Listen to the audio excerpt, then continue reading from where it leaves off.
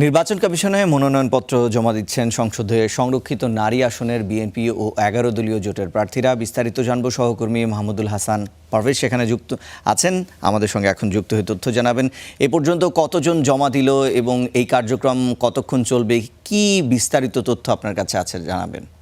সংবিধান অনুযায়ী যে সংরক্ষিত নারী আসন সেখানে 50টি সেটি সংরক্ষণ করা আছে। সেখানে আজকে সেই ত্রয়োদশ জাতীয় সংসদ নির্বাচনের সংরক্ষিত আসনের মনোনয়নপত্র জমা দেওয়ার শেষ দিন, তারই অংশ হিসেবে বিএনপি এবং জামাত যে জোট, সেই জোটের প্রার্থীরা মনোনয়নপত্র জমা দিচ্ছেন।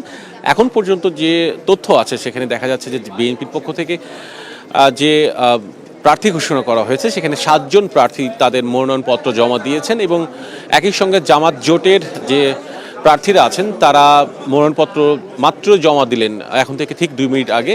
সেখানে দেখা যাচ্ছে যে জামাত জোটের যে এবারে নির্বাচনে বা এবারে যে সংসদে 13 জন সংরক্ষিত মহিলা আসনে তারা প্রার্থী দিতে পারছেন, সেখানে দেখা যাচ্ছে তারা এখন পর্যন্ত 12 জনের মতো প্রার্থী মনোনয়নপত্র জমা দিয়েছেন এবং তারই অংশ হিসেবে দেখা যাচ্ছে যে আজকে বিকেল 4টা পর্যন্ত এই মনোনয়নপত্র জমা দেওয়া যাবে। একটি বিষয় উল্লেখ করতে হয় যে যদিও সংরক্ষিত নারী আসনের আমরা নির্বাচন বলছি, কিন্তু এখন পর্যন্ত যে চলে আসছে বাংলাদেশ নির্বাচন ইতিহাস, সেখানে দেখা যাচ্ছে যে কখনোই এই নির্বাচনটি হয়নি।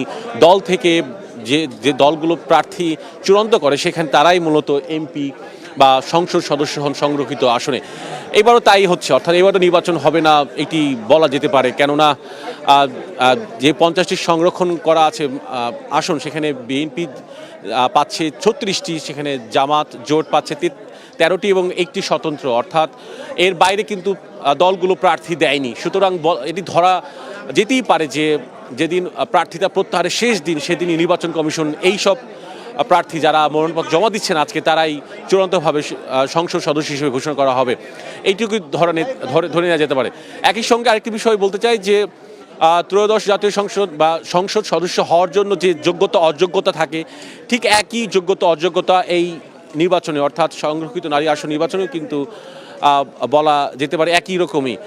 তবে এই আনুষ্ঠানিকতা মাত্রই, এবং সেখানে যদিও পরোক্ষ ভোট সেই পরোক্ষ ভোটে সংসদ সদস্য নির্বাচিত যে 300 জন সংসদ সদস্য আছেন তারাই মূলত ভোটার, কিন্তু এইটুকু বলা যেতে পারে যে ভোট হচ্ছে না। তবে আজকে মনোনয়নপত্র জমা দেওয়ার শেষ দিন, প্রার্থীতা প্রত্যাহারের শেষ দিন হচ্ছে 29 তারিখ। সেদিনই নির্বাচন কমিশন হয়তোবা চূড়ান্তভাবে ঘোষণা করবেন প্রার্থীদের। পারভেজ, আপনাকে ধন্যবাদ। পরবর্তীতে যুক্ত হয়ে আপনার কাছ থেকে আরও তথ্য জানবো।